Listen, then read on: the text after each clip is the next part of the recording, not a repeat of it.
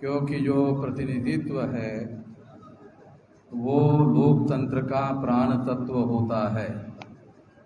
यदि प्रतिनिधित्व गलत है तो लोकतंत्र का प्राण तत्व ही गलत हो जाएगा, तो लोकतंत्र वजूद में नहीं आ सकता। इसलिए बाबा साहब अम्बेडकर शुरू से लोकतंत्र को जीवित करने के लिए सक्रिय रूप से उसकी व्यवस्था लागू करने की कोशिश कर रहे थे। क्योंकि आज़ादी के आंदोलन का नेतृत्व ब्राह्मणों के हाथ में था, यानी बाल गंगाधर तिलक के हाथ में था, उसके बाद गांधी जी के हाथ में था, और गांधी जी वर्ण व्यवस्था में तीसरे वर्ण के वैश्य लोग व्यक्ति है। आपके बिहार में एक बड़ा कंफ्यूजन है। वो कंफ्यूजन क्या है? यदि बनिया कहा जाए तो बनिया जो है वो मोस्ट बैकवर्ड होता है। अगर गांधी जी को बनिया कहा गया तो मोस्ट बैकवर्ड क्लास को लगता है अरे तो हमारा आदमी है। तो गांधी बनिया बिहार के दृष्टि वाले नहीं थे, और गांधी जी वर्ण व्यवस्था में तीसरे वर्ण के थे, यानी वैश्य वर्ण के थे। तो बिहार में यदि हम बनिया कहे तो महाराष्ट्र में बनिया शब्द का अर्थ होता है गाली। गाली है, यानी मूर्ख बनाने वाला। बनिया का मतलब मूर्ख बनाने वाला। तो ये गांधी जी के लिए शब्द उपयोग में लाया जाता है महाराष्ट्र में। तो ये गांधी जी वैश्य वर्ण के थे, यानी तीसरे वर्ण के थे, पिछड़े वर्ग के नहीं थे। गांधी जी पिछड़े वर्ग के नहीं थे और ना ही अति पिछड़े वर्ग के थे, मगर बिहार में ये भ्रांति फैली हुई है। और इस वजह से भी बड़ी समस्या है। भ्रांति कॉन्शियसली जानबूझकर फैलाई जाती है ताकि उनको समर्थन करने वाले लोग मिल जाए। तो ये भी बात हम लोगों को समझना होगा। तो गांधी जी ने बाबा साहब आम्बेडकर की जो प्रतिनिधित्व की बात है उसे नॉमिनेटेड रिप्रेजेंटेशन में कन्वर्ट किया, और आजाद भारत में भी आज भी नॉमिनेटेड रिप्रेजेंटेशन ही लागू है। और नॉमिनेटेड रिप्रेजेंटेशन से कोई भी व्यक्ति लोकतंत्र में लोगों का प्रतिनिधित्व नहीं कर सकता, मगर प्रतिनिधित्व करने का तमाशा जरूर कर सकता है। तो तमाशा हो रहा है, प्रतिनिधित्व नहीं हो रहा है, पहली बात। दूसरी बात, ये बात मैंने आपको जो मॉर्निंग सेशन था उसमें समझाने का प्रयास किया, और उसमें एक विषय ये भी था कि जाति जागृति अंतिमता ब्राह्मणवाद का भक्षक बनेगी नहीं, भक्ष बनेगी। तो ये भी एक सब्जेक्ट था, इसको भी 2 मिनट में आप लोगों को बताना चाहता हूं। लंबा विषय है, 1-1.5 घंटे बोलना पड़ेगा तब बातें समझ में आएगी, मगर मैं आपको 1-2 मिनट में समझाना चाहता हूँ। हमारे जो लोग हैं तो शेड्यूल कास्ट की 1703 जाति के टुकड़े हैं। आप लोगों को मालूम नहीं है, क्योंकि 1703 जाति के टुकड़े भारत भर में है, अकेले बिहार में नहीं है। बिहार में 60-70 होंगे। एक तो ये बात। शेड्यूल ट्राइब के 801 टुकड़े हैं और पिछड़े वर्ग के 3743 टुकड़े हैं। ये तीनों मिलाकर 6247 टुकड़े हैं। इतने टुकड़े। तो ये जो इतने टुकड़े हैं, इसको बाबा साहब आम्बेडकर ने 1703 टुकड़े वाले लोगों के 1701 टुकड़े वालों को 1701 नाम से जाना जाता था। 1935 के कानून के तहत बाबा साहब आम्बेडकर ने 1701 टुकड़े वालों को एक नाम दिया, शेड्यूल कास्ट हो गया। मतलब 1703 टुकड़ों को एक नाम में जोड़ा। दूसरा है आदिवासी तमाम प्रकार के हैं, 801 टुकड़े हैं, तो 801 नाम है। तो सभी लोगों के लिए बाबा साहब आम्बेडकर ने शेड्यूल ट्राइब नाम का संवैधानिक नाम दिया, एक नाम हो गया। तो शेड्यूल ट्राइब के नाम पर आदिवासी लोग सारे देश भर में इकट्ठा लाए जा सकते, हो गया। दूसरा मौलिक बात समझा रहा हूं। तीसरी है 3743 जातियां पिछड़े वर्ग की है, यानी इतने टुकड़े हैं सारे देश भर में। तो इन सभी लोगों को एक नाम दिया संविधानिक पिछड़ा वर्ग, बैकवर्ड क्लास। तो बैकवर्ड क्लास के नाम पर इकट्ठा हो सकते हैं, मगर हमारे लोग क्या करते हैं? ये तो बाबा साहब आम्बेडकर ने किया, कानूनन इकट्ठा कर लिया। तो शेड्यूल कास्ट की 1701 जाति के लोग 1701 संगठन बना लेते हैं, अपने अपने जाति का संगठन बना लेते हैं। जब आप 1701 टुकड़े ब्राह्मणों ने आपको गुलाम बनाने के लिए बनाए और आप भी उन्हीं एक एक टुकड़े का संगठन बनाते हो, तो इससे आप अपना काम कर रहे हो कि ब्राह्मणों का कर रहे हो? तो ब्राह्मणों का कर रहे हो। तो ब्राह्मणों ने जातियां क्यों बनाई? विभाजित करने के लिए। विभाजित करने का काम क्यों किया? अगर आप विभाजित होंगे तो प्रतिकार करने लायक नहीं रहोगे, प्रतिकार करने लायक नहीं रहोगे तो क्या होगा? गुलामी थोपी जाएगी। गुलामी थोप दी गई तो दीर्घ काल तक बनी रहेगी, क्योंकि 1701 टुकड़े हैं।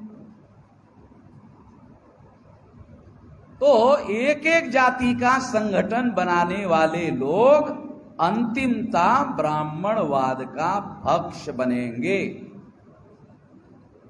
समझ, भक्षक बनेंगे नहीं, भक्ष बनेंगे। भक्षक बनेंगे का अर्थ क्या होता है? उसका भी एक अर्थ है, वो है कि हम जातियों का संगठन बनाएंगे तो ब्राह्मणवाद को भक्ष बनाएंगे। कैसे बनाएंगे? मगर बिहार के लोगों की बुद्धि इसमें लगी है,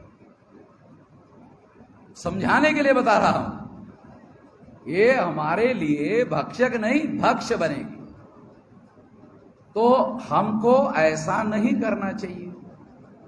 जब 1701 टुकड़ों को बाबा साहब आम्बेडकर ने जोड़ने के लिए एक नाम दिया, तो तुम 1701 नाम क्यों दे रहे हो? अरे तुमको जोड़ने के लिए दिया, तुम फिर दोबारा वही बिखराव पैदा करने का काम कर रहे हो। 801 लोगों को शेड्यूल ट्राइब का नाम दिया, एक नाम दिया, फिर तुम 801 टुकड़े बनाने का, संगठन बनाने का काम करोगे। 3743 जाति के लोग 3743 जाति के संगठन बनाएंगे। इससे हम लोग केवल बिखराव पैदा कर सकते हैं, इससे हमारा कोई काम होने वाला नहीं है। इससे ब्राह्मणवाद का पक्ष बनेंगे।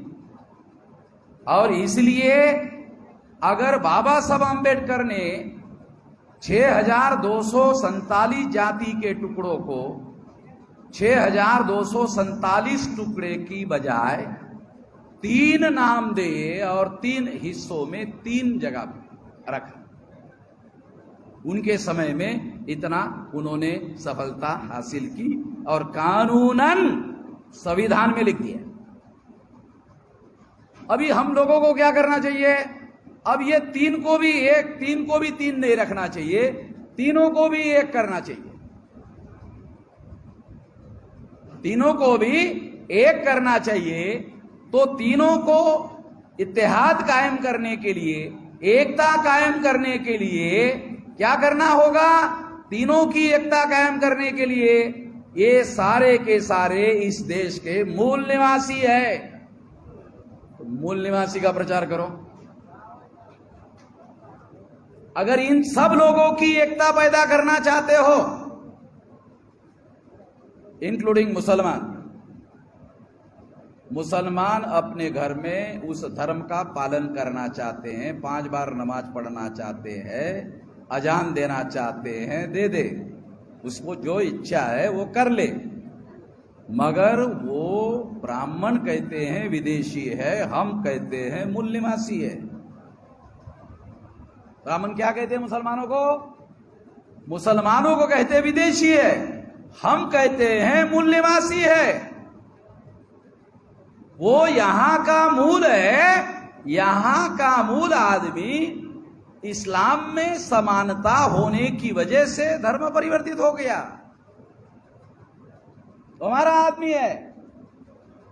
उसका डीएनए टेस्ट करो, पता चल जाएगा।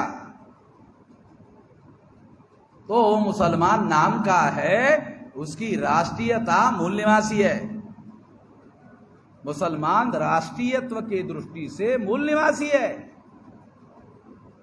यदि हम लोग मूल निवासी के नाम से सारे देश भर में प्रचार करें, प्रसार करें, जागरण करें, जागृति पैदा करें और संगठन का निर्माण करें, तो ये सारे के सारे मूल निवासी सिद्ध हो जाएंगे और उनकी मूल निवासी के नाम पर एकता साबित हो जाएगी। फिर 2 ही काम करने पड़ेंगे, एक मूल निवासी, दूसरा विदेशी। एक मूल निवासी, दूसरा विदेशी। जिस तरह से अंग्रेज विदेशी थे, उसी तरह से ब्राह्मण भी विदेशी है।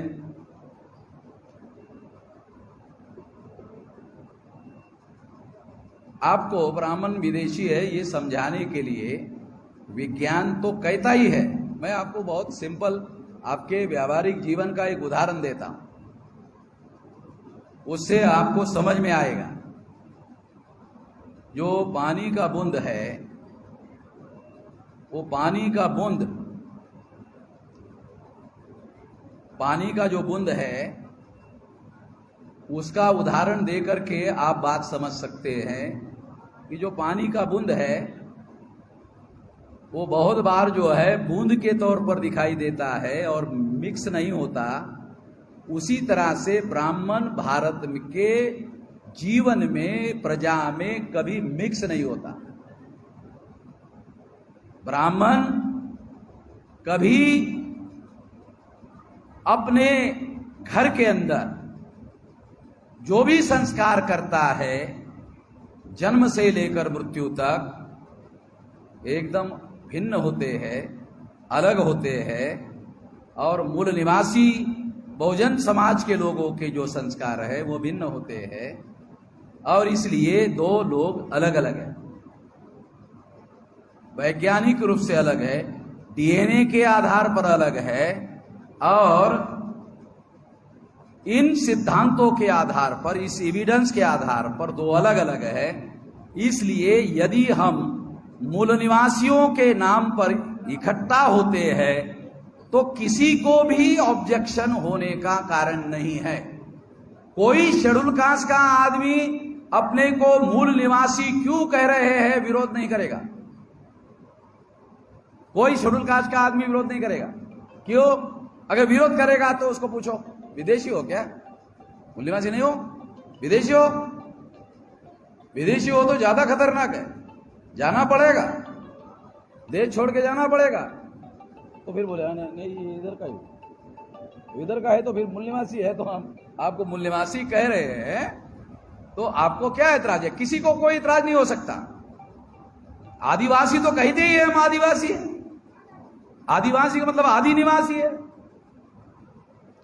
जो पिछड़े वर्ग के लोग हैं उनकी अपनी अपनी जातियां है, सारी जातियां मूल निवासी है, तो उनको कहो कि तुम विदेशी नहीं हो, मूल निवासी हो, तो कोई पिछड़ा वर्ग का आदमी इस बात को विरोध नहीं करेगा। तो सभी मूल निवासियों को, मूल निवासियों के नाम पर 6247 जाति के टुकड़ों को एक नाम से, बाबा साहब आम्बेडकर ने 3 नाम से लोगों को इकट्ठा किया। आज की जरूरत है 3 नामों को विसर्जित करके मूल निवासी के नाम से इकट्ठा करने की जरूरत है। इससे आंकड़ा कितना बनेगा? इससे आंकड़ा बनेगा 74.5% SC ST OBC का, और माइनॉरिटी का मिलाकर ये हो जाएगा 85%।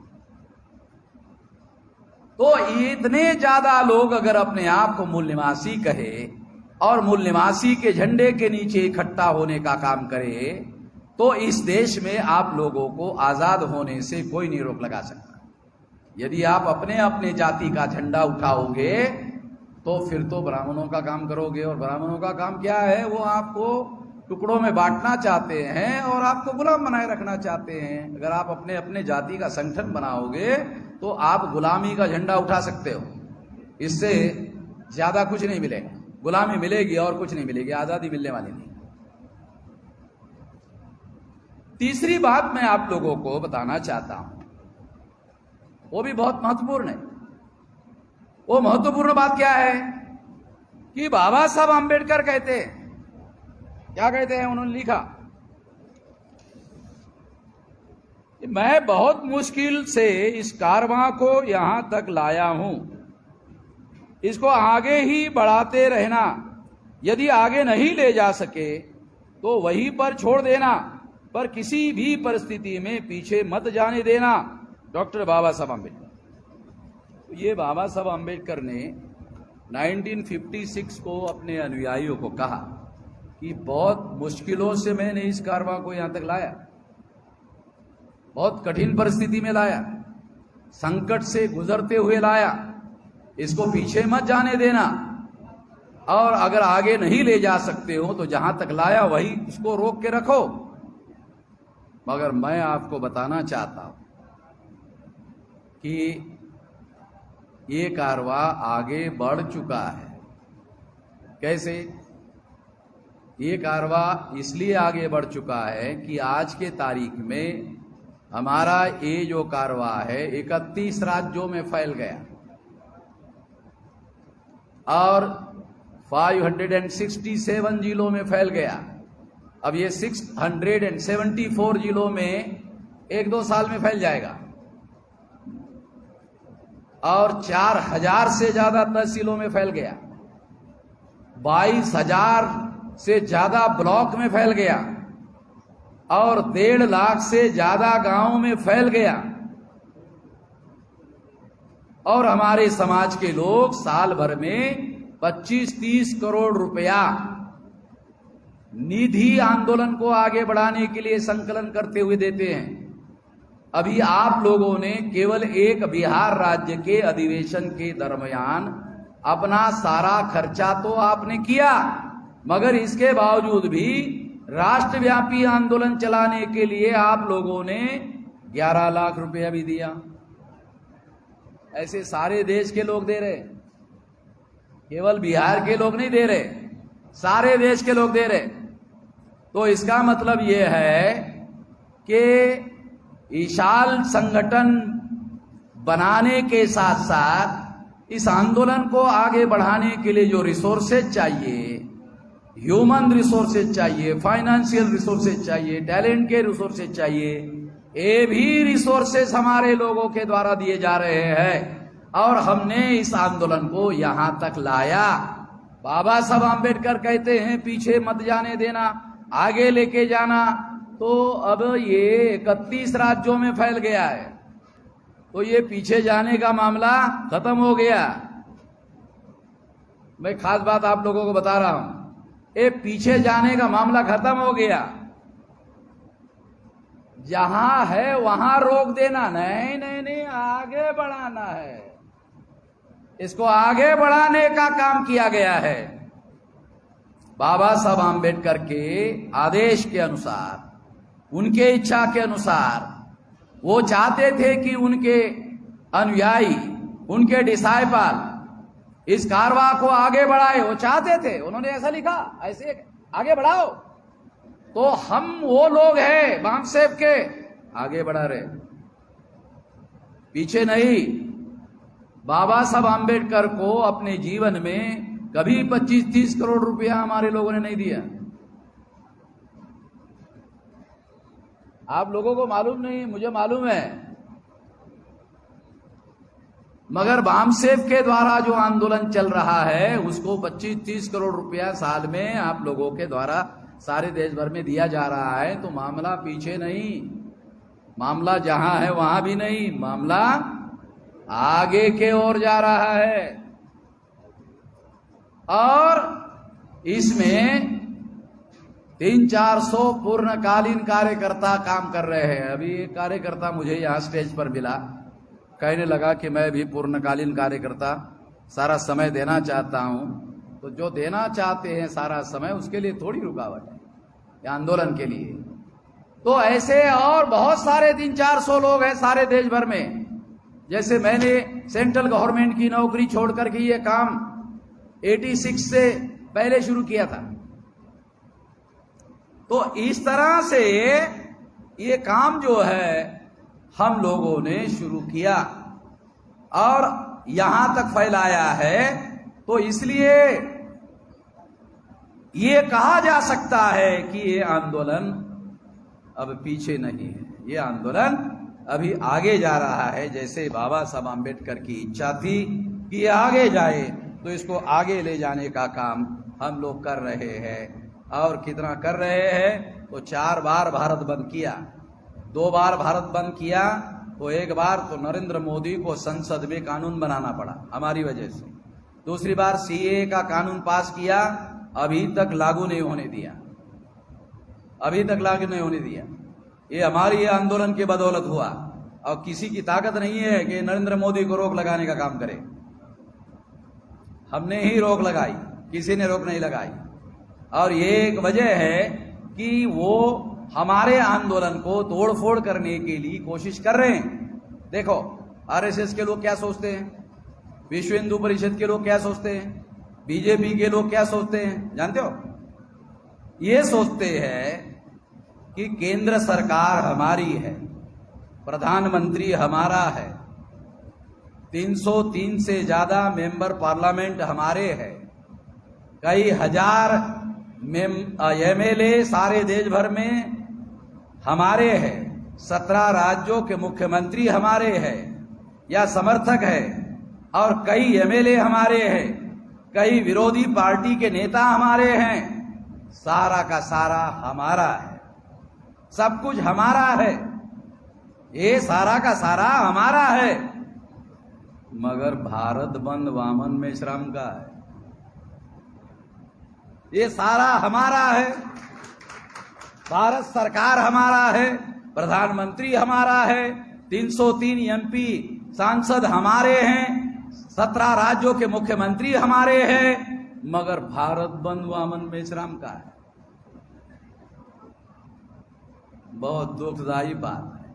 किसके लिए? उन लोगों के लिए जो ये कहते कि साला सरकार हमारी है, इतना सारा हमारा है, और भारत बंद साला वामन मेश्राम का है। कुछ कर नहीं सकते, उसके पास इतनी बड़ी संगठन शक्ति है, इतनी बड़ी ताकत है।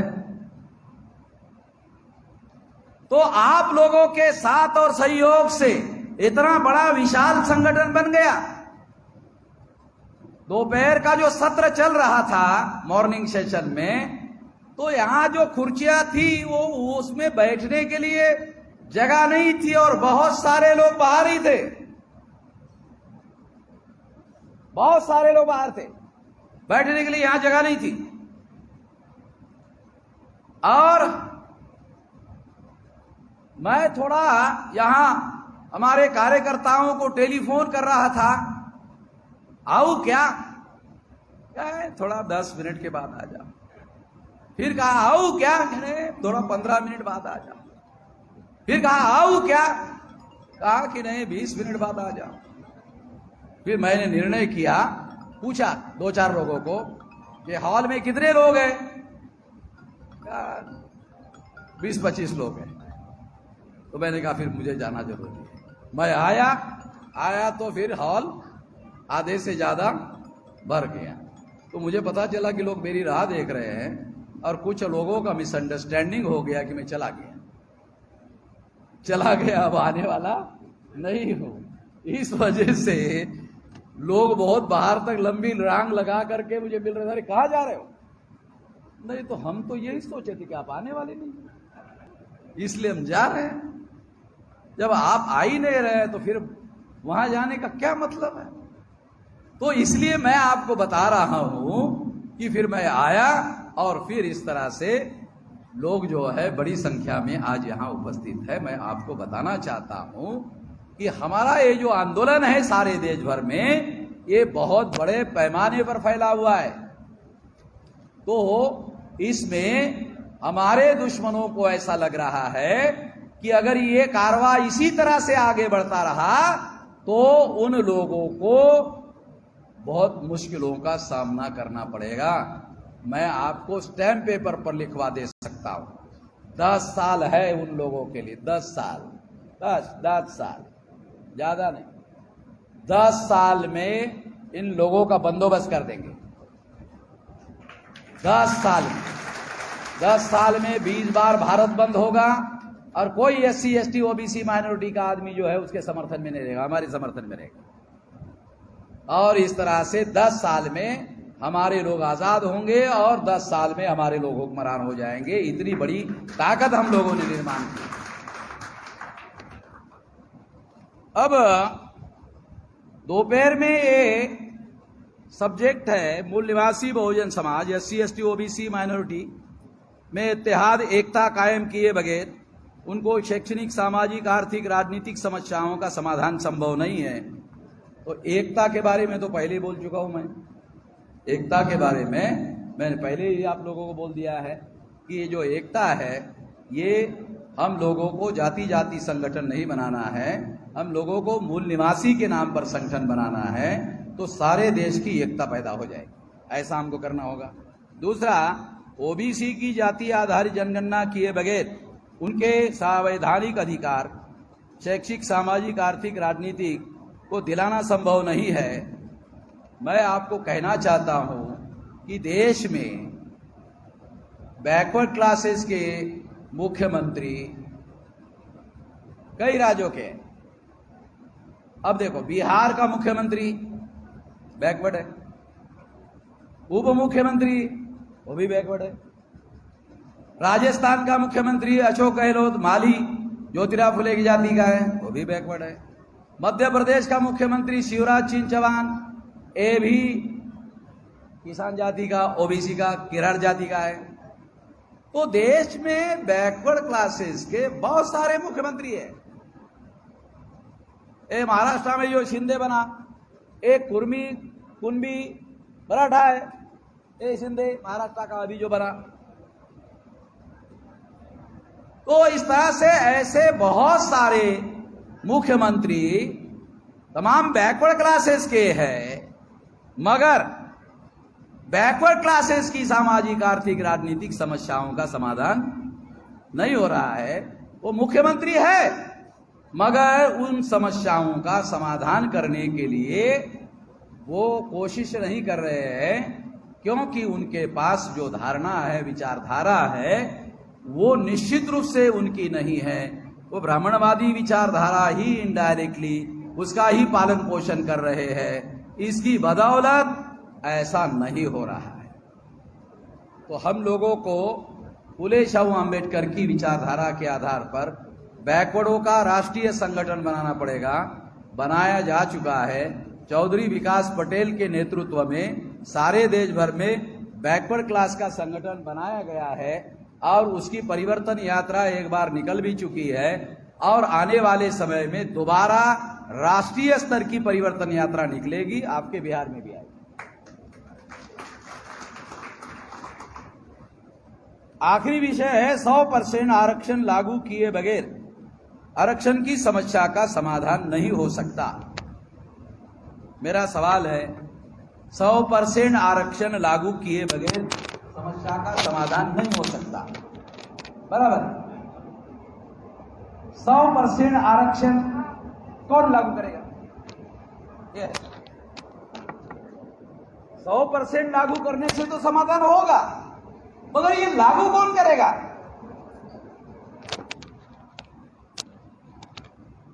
सौ % आरक्षण लागू होने से समस्या का समाधान हो जाएगा, मगर ये 100% लागू कौन करेगा? यानी एक बिल्ली के गले में घंटी कौन बांधे? बिल्ली के गले में घंटी कौन बांधेगा? है? तो 100% आरक्षण वो लोग लागू कर सकते हैं जो आरक्षित वर्ग का संगठन बनाएंगे, आरक्षित वर्ग का आंदोलन खड़ा करेंगे और तमाम आरक्षित वर्ग के लोगों को आजादी दिलवाएंगे और आजादी के बाद केंद्र की सत्ता में नियंत्रणकारी सत्ता प्रस्थापित करेंगे। उसके बाद वो लोग 100% आरक्षण लागू कर सकते हैं, दूसरे लोग लागू करने वाले नहीं, क्योंकि एक मौलिक सिद्धांत जो हमारे महापुरुषों के द्वारा बताया गया वो क्या है? हमारा उद्धार हम ही कर सकते हैं, हमारा उद्धार कोई और कर सकता है इस पर हमारा यकीन नहीं है। हमारा उद्धार हम ही कर सकते हैं, हमारा उद्धार कोई और करेगा ये विश्वास करने लायक विचार नहीं है। तो इसलिए हमें खुद अपने लोगों को जगाना होगा और जगे हुए लोगों को जोड़ना होगा, जोड़कर शक्ति का निर्माण करना होगा और शक्ति का उपयोग और प्रयोग करके अपनी आजादी, अपनी मुक्ति हासिल करनी होगी और समस्याओं का समाधान करना होगा। ऐसा करना होगा, ऐसा करने के लिए आप लोग साथ सहयोग करोगे, इस आशा और विश्वास के साथ आपने मेरी बात ध्यान से सुनी, इसके लिए आभार, धन्यवाद।